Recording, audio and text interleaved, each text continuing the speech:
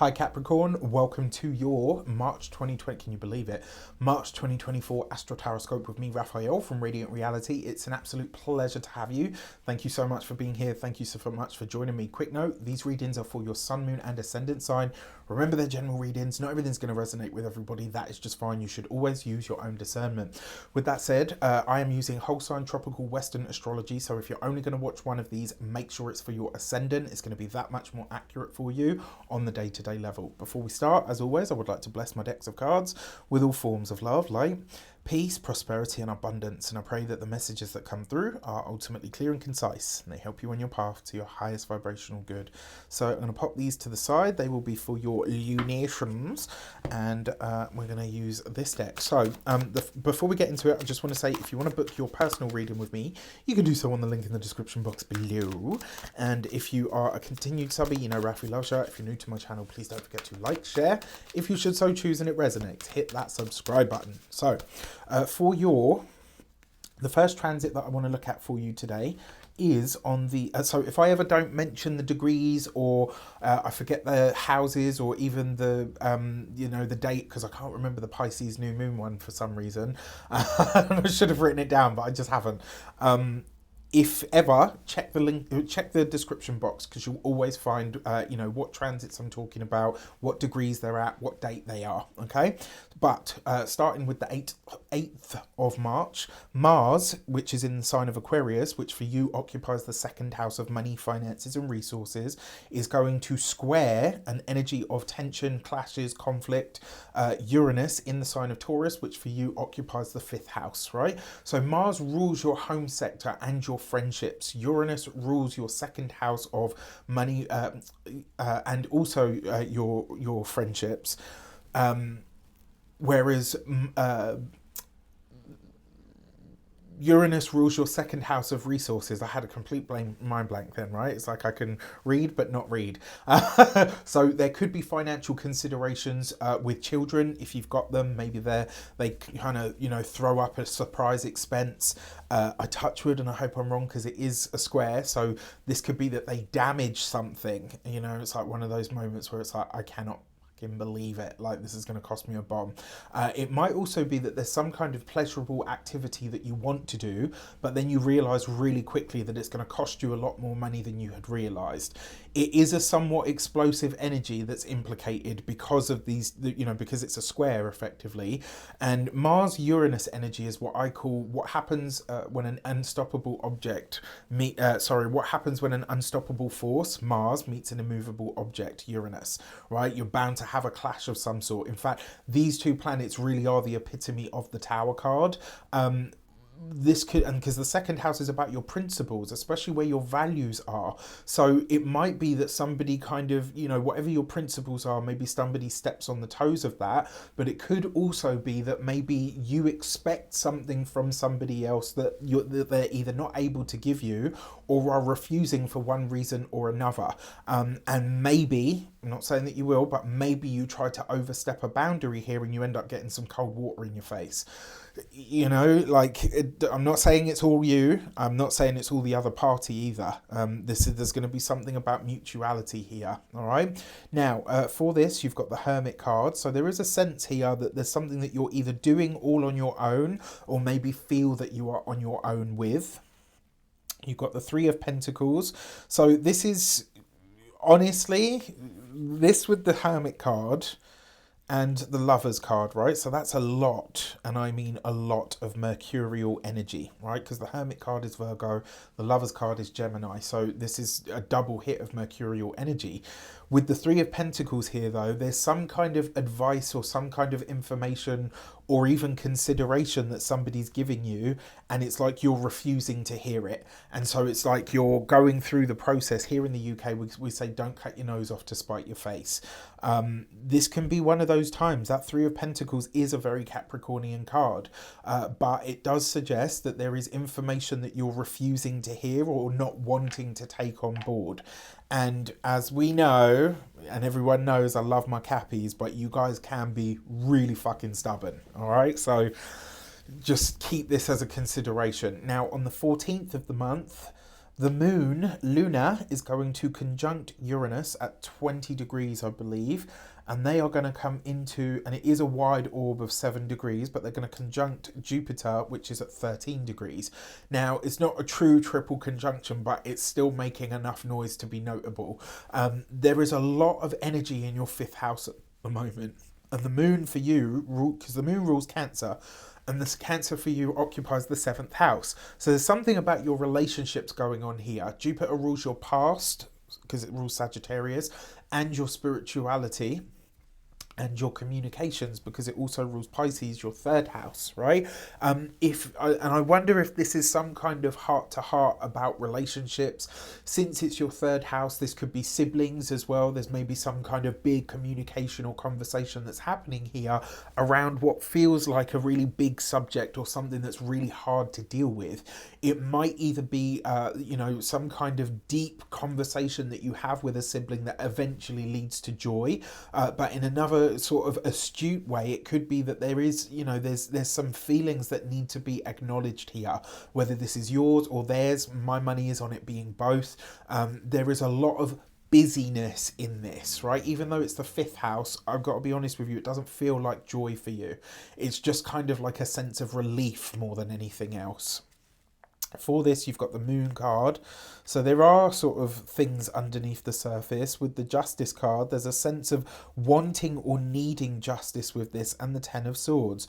There's something that comes to a close here, right? There's some kind of past challenge, issue, or whatever might come to the surface around this time. Again, if you have children, this could focus around them. If you've got for those of you that have siblings, this could be around them. This could even be for around siblings that you have had to parent, which happens a lot with Capricorn people. They tend to have to step in. There tends to be, in fact, this happens a lot. The signs that I've noticed the role reversal energy most with, honest to, like in my practice, whether this is tarot, astrology, or even numerology, the signs that this seems to happen a lot with are Capricorn, Aquarius, and Scorpio. I have seen this so much, like it's insane actually, like how much I see that kind of energy play out. Leo a lot of the time as well, but they tend to stave it off with, kind of who they are. All right, so the next transit that I want to look at is on the 17th, the Sun is going to conjunct Neptune. There's Neptune in the 3rd house with in the sign of Pisces, right? So this is a very spiritual energy. Now, there's all the time that I've been looking at this transit, and it's taken me ages to do these write-ups. I've had a lot going on outside of work, right? But I know how this is going to play out for me in my life, right? I'm not a Capricorn, but I know how this is going to play out. But one of the things that I am undoubtedly and 100% clear on is that this connection, this time round, for some reason or another, is going to be more spiritual than it's ever been before, right? And this is the penultimate time that we'll have this conjunction. We've got one more of these to come. So far we've had like 15, I think, maybe more. But we've got this one and the one that happens next year, and that's it, because then Neptune will be in Aries, right? So the Sun for you, because the Sun rules Leo, and Leo occupies your 8th house. That's a very psychic space. And the 3rd house, where Pisces occupies for you, is the mind, right? So this is a potent energy, and it wouldn't surprise me if your own intuition and your psychic awareness absolutely peak or skyrocket at this time. I've got a feeling, like for me, like I said, I know how this is going to show up in my own life. But there's definitely some kind of communication from the other world, right? It could be a deeply spiritual experience that you have, or an understanding that sort of makes itself known. It might be a conversation that you have, because the 3rd house is communications. It might be a really deep conversation that you have with a sibling. It might be a really deep conversation that you have with a therapist. It could be with both, right? There's a connection to an authority figure here that is highlighted in some way, and whatever it is, there is a profound sense of peace that comes from it. For this, yeah, look, right? 10 of Cups. Like, that's profound peace, right? I mean, the Nine of Cups truly is that, but the Ten of Cups with the Universe card, so something comes to its full cycle, and you've got this then with the Four of Cups. There's something comes to its complete cycle, right? And it helps you elevate and find a level of peace that you haven't been able to experience recently. With the Four of Cups, it does suggest that it might come with its own set of emotions, but it will, you know, effectively it will be something that's really good. And because it's Neptune in Pisces, and yes, the Sun card, but that Neptune in Pisces is the sea. That's going to be tears. It'll come with some tears, but it won't be like, you know, doom and gloom tears. It will be tears of relief, potentially tears of joy, tears of healing, right, in some regard. Now, on the 21st, Venus, the sun will be in Aries by then, the Venus will come into a conjunction with Saturn, also in the sign of Pisces in your third house. Now, Saturn is you, right? Saturn rules you, and it also rules your finances. And Venus, for you, it rules your career, and it also rules your pleasure, romance, children, etc. In the third house, it might have restricted your voice in some way, or even your mind. Venus coming in, it gives a sense of ease. And it's also, because it rules your career and your creativity, it's an excellent time to journal. It's a really good time to explore or expand the mind through words, but using your hands, right? The third house is communication, but it's reading, writing, speaking, and the third house is things that you do with your hands. Third house is also the mind, right? Saturn is things that stand the test of time, but it's also the structure. So this could be a time where you really are able to structure your thoughts that much more, right? Where you're able to really marshal your own personal resources, whatever they might be, that much more. And it could be, again, either a sibling or maybe even somebody like a neighbor or a cousin that helps you in some regard. Now that you've had the spiritual experience, it's like you're looking to put that spiritual experience into words in a way that will last, right? That sort of sticks with you for life. So for this, you've got the Ace of Wands. That's literally the fucking pen in your hand. Like, oh, sorry, I get so excited about this stuff because, you know, I'm a tarot geek, but whatever. You got the Ace of Pentacles, right? And you've got the Seven of Wands. So this, in fact, from the 17th onwards, I think the experiences that you're having of spirit, of spirituality, the conversations that you're having, the stuff that you're journaling about. Ooh, sorry, that one went right through me. I think they're going to be with you for a very long time to come. And I don't say that lightly. Now, two aces can represent trickery. Personally, I don't see it that way. You've got the Ace of Wands, that's fire. You've got the Ace of Pentacles, that's earth. Earth and fire bring my desire. The Seven of Wands, this is going to be you fighting for your own healing, but also fighting for a fresh start for your own life in some regard. So powerful stuff, really powerful stuff. So for your lunations on the, let's move these. I can't remember what date it is, so please check the description box below. So you'll have the Pisces new moon, which is in your third house. So communications, conversations with siblings, with neighbours, with your local environment. There could be a lot of paperwork starting up at this moment in time that you're kind of not even obligated to do, but you know, there could just be a lot more of it than usual. And it's a new moon, right? So it's a fresh start in all of these things as well. If you check the description, it will tell you what date it is. I just haven't got it written down and I can't remember it. So for the new moon, you've got the gate 39 and provocation. Do expect some hard conversations. Do expect to have some, you know, some tough conversations that will need to be had. And that gate 39 and provocation, it might not necessarily be that somebody's going out of their way to wind you up. It might just be that you are wound up and you're trying to blame it on the fact that you think somebody else is trying to wind you up.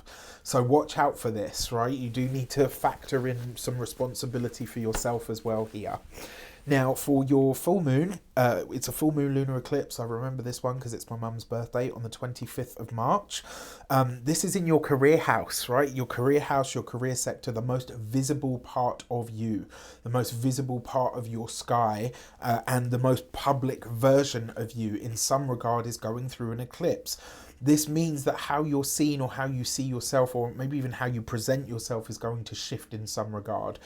For this, you've got the gate 21 and control. The message about this, the message with this card isn't about having control. It's about being strong enough to relinquish control and knowing when to do so, right? The mark of a good leader is actually somebody that's able to outsource and delegate at the right moments, not somebody who takes everything on themselves and then cracks under the pressure and treats everybody like shit because they can't deal with it.